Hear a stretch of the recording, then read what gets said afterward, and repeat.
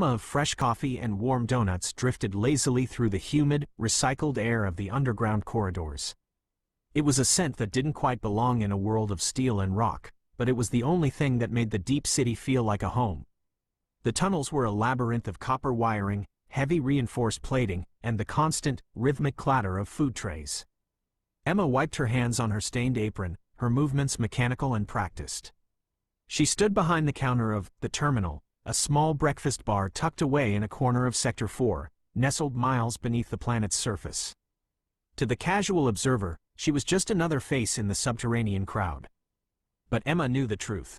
Above her, the world was a carefully guarded secret, an intricate web of tunnels, hidden hangars, and shimmering portals that bridged the gaps between worlds. Here, in this hidden labyrinth, the air carried the weight of the extraordinary. Every hushed whisper in her shop felt like a piece of a puzzle she wasn't supposed to solve. She had learned early that beneath the surface of normalcy, the universe was spinning on a different axis. It was drifting toward a chaos that the public wasn't ready to face, secrets that would curl the hair of anyone who dared to look too close at the maintenance logs of the orbital elevators. Today, the atmosphere in the shop was heavy. The usual morning chatter, complaints about the water rations or the dim lighting, was gone. In its place was a strange, vibrating undertone of anticipation. Emma moved down the counter, pouring coffee for men with haunted eyes. She caught snippets of conversations that shouldn't have been happening in a diner. "The gate is pulsing," one man whispered, his hands trembling around a ceramic mug. "Mars isn't responding to the handshake signals," another replied. "The shadow war is coming to the front door." Emma focused on her work, but her heart was beginning to pace. Across the room, tucked into a booth at the far back, sat Alex. He was finishing his third cup of black coffee, staring at a small holographic news feed that showed nothing but technical difficulties, banners. As a high-altitude shuttle pilot, Alex knew the sky and the cold vacuum beyond it better than almost anyone in the sector. But lately, the lines between his routine transport duties and the looming threat of the Void Guard had blurred. He wore no badges. He wore no stripes. He was a shadow in a standard-issue flight jacket, but Emma knew the look in his eyes. It was the look of a man who had seen things through a viewport that shouldn't exist. Emma walked over to his booth, a fresh, glazed donut held in a napkin. She set it on his plate without a word. Alex didn't look up immediately. "You're heading out again, aren't you?" Emma asked, her voice barely audible over the hum of the nearby ventilation fans. Alex finally looked up. His eyes were bloodshot, weary from a lack of sleep and a surplus of adrenaline. "The portal's acting up, Emma. It's not just a fluctuation in the power grid this time. They're seeing signatures, massive, rhythmic ripples in the fabric of the vacuum. It's like a heartbeat, but it's too big. It's an invasion signature. We've been calling it the Shadow War for years to keep people calm, but the shadows are stepping into the light." Just as the words left his mouth, the ground beneath them didn't just vibrate, it buckled. A deep, bone-shaking groan echoed through the rock, followed by a violent jolt that sent plates sliding off tables and shattered several mugs against the floor. The overhead lights flickered, turned a harsh emergency red, and began to buzz with an angry, electrical whine. Emma gripped the edge of the booth to stay upright. This wasn't a pump failure. This was a kinetic impact on the planetary crust.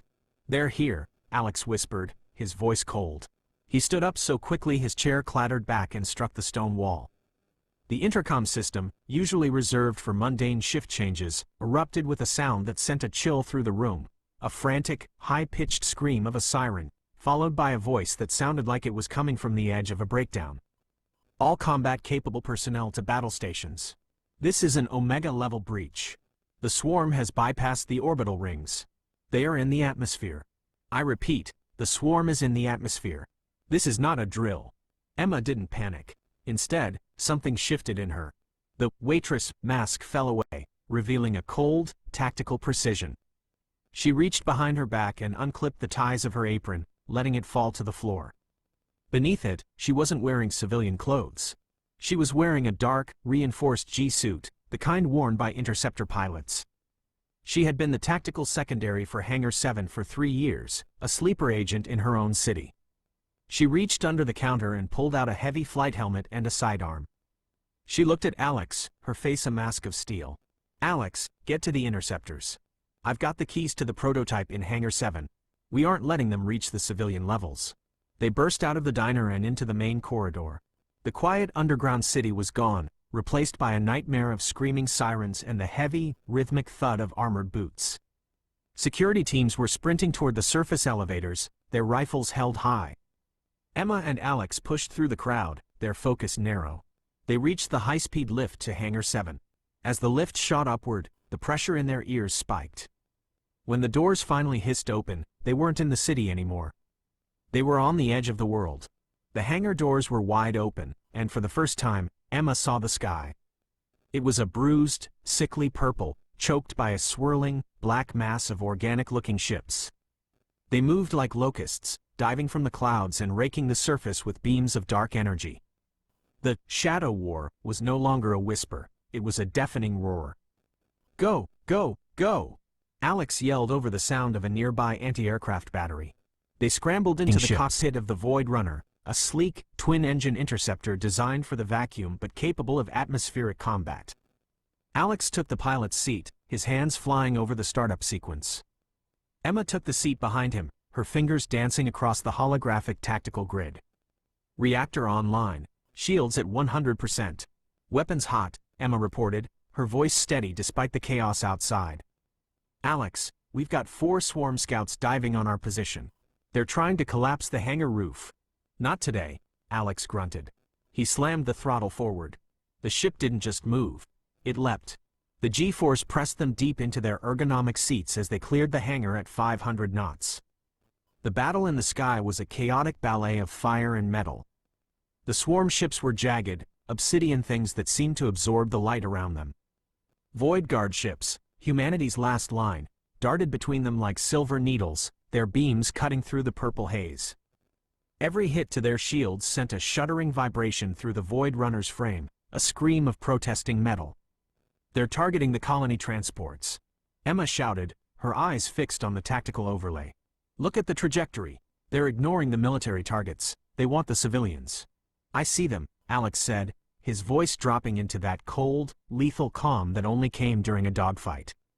He rolled the ship, diving through a cloud of debris as a nearby cruiser exploded. "We have to pull them off. Emma, give me everything we've got in the forward capacitors. Diverting power now. We're going to be blind on the rear sensors, Alex. I don't plan on letting them get behind us." Alex banked the ship into a sharp, gut-wrenching turn that would have snapped a lesser pilot's neck. He lined up the lead swarm scout in his physical crosshairs. He didn't wait for the computer to lock. He fired. The kinetic cannons roared, a rhythmic thumping that echoed through the cockpit. The obsidian ship disintegrated in a shower of black shards and green fire. But for every one they killed, 3 more seemed to emerge from the clouds. The scale of the invasion was staggering. This wasn't a skirmish, it was an extinction event.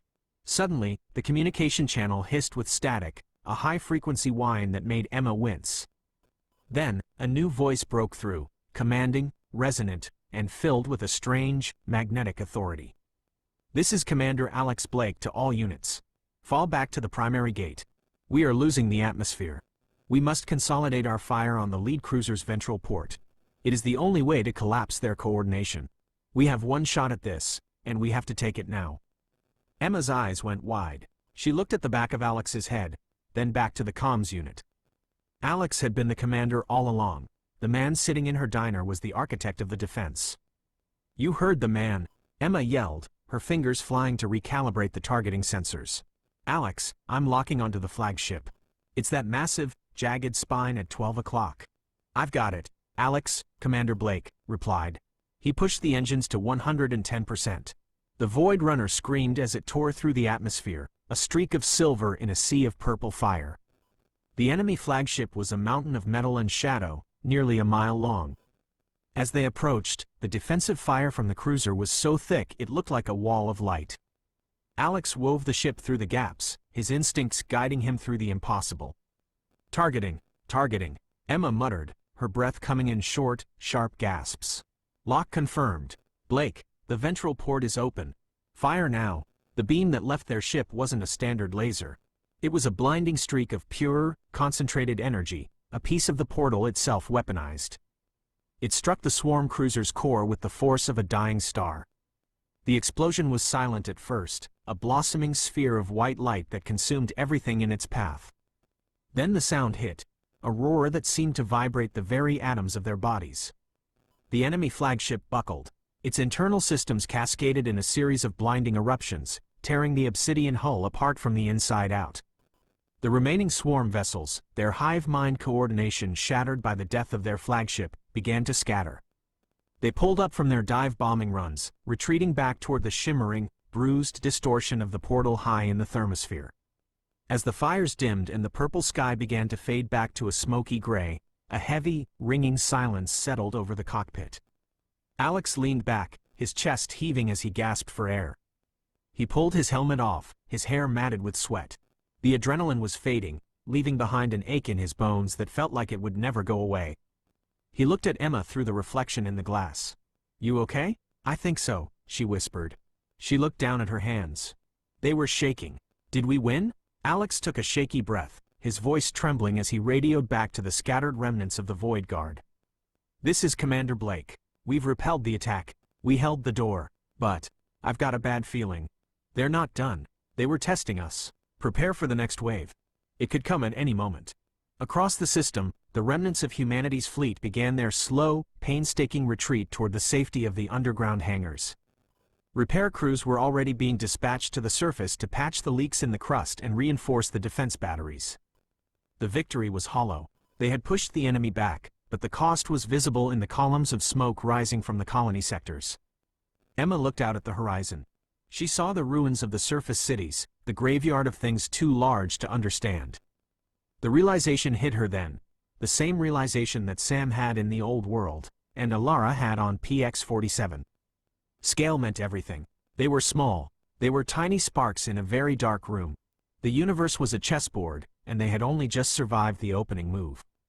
As the ship turned back toward Hangar 7, Alex looked out into the eternal blackness of space. He knew the peace they cherished was an illusion. The next encounter would be even more brutal. The universe's silence wasn't a comfort, it was a warning. It was an ominous promise that the chaos was never truly gone. Somewhere in the dark, unseen and patient, the enemy watched. They had seen the silver ships. They had felt the sting of the energy beam. And they would adapt. Emma sat back and closed her eyes, trying to remember the smell of fresh coffee and warm donuts. It felt like a lifetime ago. She knew that tomorrow, she might be back behind the counter, serving moments of normalcy to a terrified population. But she would keep her flight suit on under her apron. Because the Shadow War was just beginning. And in a world of giants and voids, the only thing that mattered was the people small enough to care, and stubborn enough to keep fighting. The horizon was waiting, and this time, they wouldn't just watch it. They would be ready for whatever stepped across it next. End of story. Next step. This version is now heavily expanded for a long-form listening experience. Would you like me to generate a cinematic, cartoon-style image of the Void Runner Interceptor flying through the purple, swarm-choked